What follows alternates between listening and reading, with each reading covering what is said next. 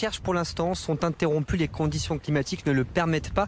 Il est vrai qu'une certaine accalmie a été enregistrée dans les récentes heures. Ça tranche avec l'épisode qui est intervenu hier soir en fin de soirée et qui a donc emporté le véhicule occupé par cette personne disparue dans les flots, avec 4 autres véhicules qui seraient visiblement inoccupés. On attend effectivement le lever du jour du côté des forces de secours afin de procéder de nouveau à ces recherches. 2 hélicoptères avaient durant la nuit effectivement tenté de localiser ces véhicules sans succès, ainsi qu'un navire de la sécurité des sauveteurs en mer, sans succès pour l'instant.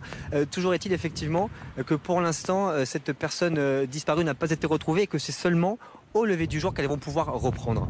Alors Christophe, on le voit derrière vous, les intempéries ont provoqué des dégâts et la pluie continue de tomber. Oui, effectivement, nous avons pu croiser avec Emma Arnaud il y a quelques instants un bateau qui était effectivement piégé au milieu des routes. De nombreux dégâts ici dans ce secteur de la Garonnette. C'est un petit cours d'eau ici près de Sainte-Maxime.